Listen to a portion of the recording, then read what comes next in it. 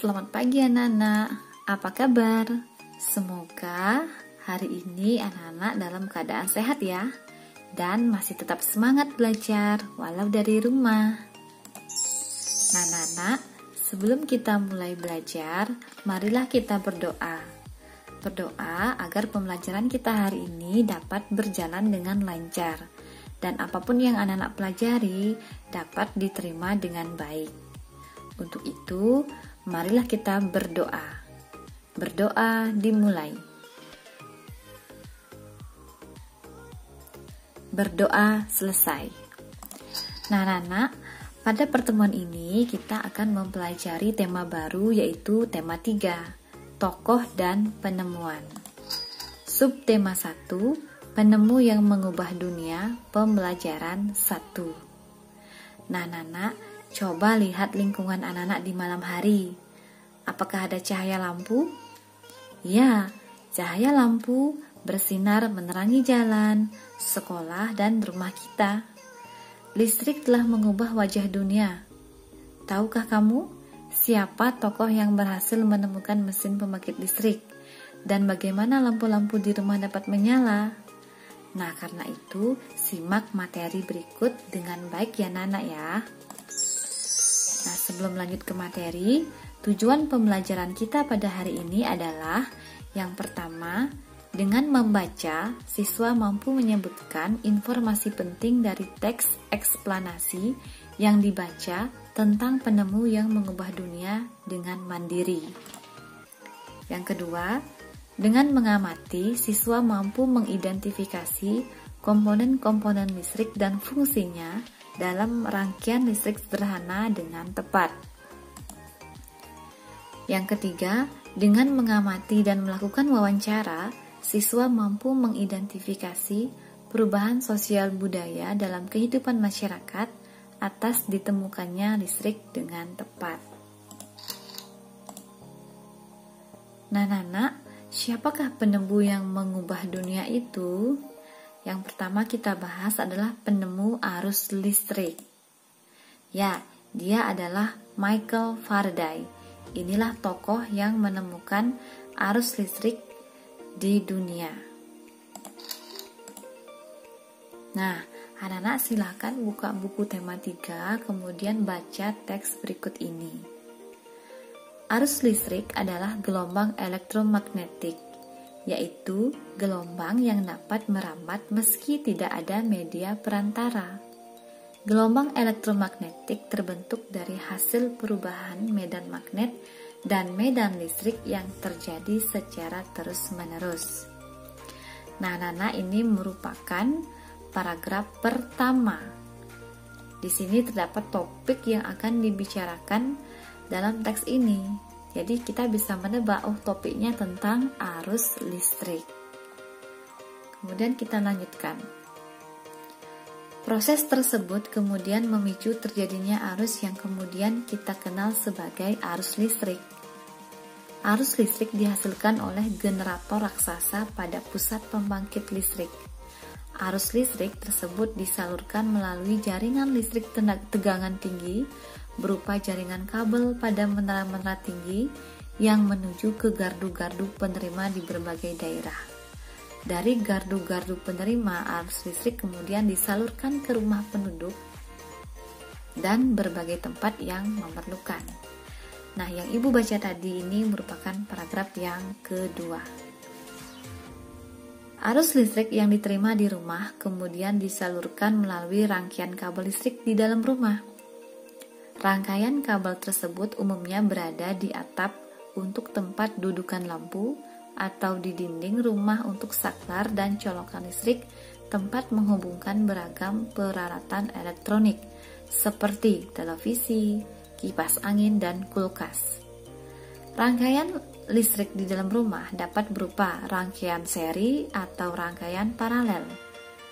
Rangkaian seri dan paralel merupakan jenis-jenis rangkaian yang dipakai untuk menyambungkan dua ataupun lebih komponen listrik sehingga menjadi satu kesatuan yang utuh. Bila dilihat dari cara penyusunannya, rangkaian seri disusun dengan cara bersambung atau sejajar, dan rangkaian paralel disusun berderet. Nah, yang Ibu bacakan tadi ini merupakan paragraf ketiga. Sambungannya anak ya. Contoh rangkaian seri dalam kehidupan sehari-hari adalah lampu senter. Rangkaian disusun secara seri pada lampu senter adalah baterai.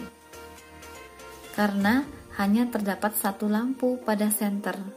Hal tersebut yang menyebabkan lampu senter menyala sangat terang, namun baterainya cepat habis. Rangkaian seri dan paralel juga bisa ditemui pada lampu-lampu di rumah. Yang Ibu baca tadi adalah paragraf keempat. Betapa penting peranan listrik bagi kehidupan manusia. Tanpa listrik, tentunya kita akan mendapatkan banyak kesulitan dalam mengerjakan aktivitas sehari-hari. Namun demikian, kita juga harus tetap bijaksana menggunakan listrik dalam kehidupan sehari-hari. Nah, yang Ibu baca ini merupakan paragraf yang kelima. Paragraf kelima ini terdapat pesan yang ingin disampaikan oleh penulis kepada pembaca. Nah, setelah membaca teks tadi, maka tugas anak-anak sekarang adalah mencari informasi penting dengan menjawab pertanyaan berikut ini. Maka dari itu, anak-anak salinlah tabel ini di buku latihan, kemudian carilah jawabannya sesuai dengan teks yang dibaca tadi. Nah, ini merupakan tugas pertama. Ibu lanjutkan. Nah, sesuai dengan teks yang kita baca tadi, dijelaskan bahwa rangkaian listrik itu dibedakan menjadi dua. Ada rangkaian listrik seri dan ada rangkaian paralel. Kalau pada gambar ini adalah rangkaian seri lampu, karena lampunya ini lebih dari satu. Kemudian yang gambar B ini adalah rangkaian paralel lampu. Lampunya lebih dari satu, disusun seperti ini. Nah, jelaskan bedanya anak-anak. Ini dipasang seri sejajar dan ini dipasang paralel berderet. Nah, kemudian apa alat listrik di rumah yang menggunakan rangkaian seri? Yaitu terdapat pada senter. Nah, pada senter ini rangkaian seri baterai, bukan lampu anak-anak ya. Ini baterainya yang dipasang ini baterainya yang dipasang secara seri karena lampunya hanya satu. Contohnya pada senter. Anak-anak punya senter kan di rumah? Nanti bisa dibongkar-bongkar ya, apa sih isi di dalamnya. Oke. Selanjutnya adalah apa sih komponen-komponen yang terdapat pada baterai? Nah, ini komponennya. Kemudian Ibu jelaskan masing-masing. Yang nomor 1 ini adalah apa anak-anak? Ya, baterai. Nah, baterai ini anak-anak ya terdiri dari dua kutub, yaitu ada kutub negatif dan ada kutub positif. Itu pada baterai. Lalu apa fungsi baterai pada senter? Yaitu sebagai sumber arus listrik. Jadi kalau tidak ada baterai nanti senternya tidak mau hidup anak-anak ya. Nah, komponen yang kedua yaitu lampu reflektor. Fungsi dari lampu reflektor ini adalah tempat untuk mengumpulkan cahaya, sehingga cahaya lampu senter menjadi lebih terang. Komponen yang ketiga adalah lempeng logam. Apa fungsinya? Yaitu untuk menghantarkan arus listrik dari dasar bohlam ke lampu bohlam. Jadi disinilah arus listriknya mengalir dari dasar bohlam ke lampu bohlam. Selanjutnya yang nomor 4 ini adalah saklar. Fungsi saklar pada senter adalah untuk memutuskan atau menyambung arus listrik. Jadi kalau ingin menghidupkan senternya, klik saklarnya. Kemudian kalau ingin mematikan senter juga klik pada saklar tersebut. Nah, inilah anak-anak komponen-komponen yang terdapat pada senter serta fungsinya. Nah, tugas anak-anak berikutnya adalah sebutkan nama komponen-komponen penyusun senter dan fungsinya. Lalu buatlah dalam bentuk video. Kalau bisa itu dihafalkan anak-anak ya. Kan mudah, cuma ada 4 komponen. Oke, dibuat dalam bentuk video. Jadi ini merupakan tugas yang kedua.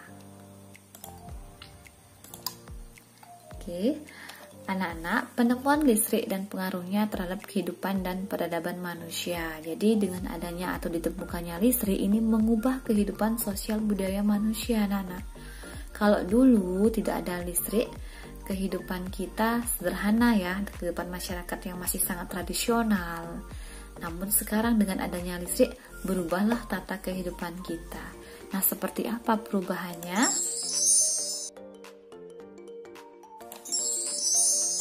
Nah, anak-anak, pada malam hari kita pencahayaannya dibantu dengan lampu minyak tanah seperti ini. Nah, mungkin dari anak-anak masih ada yang punya ya benda sejarah seperti ini, disimpan dengan baik. Nah, kemudian sekarang setelah ditemukannya arus listrik, maka kita belajar dengan menggunakan lampu listrik yang lebih efektif, efisien, dan lebih terang, seperti tampak pada gambar.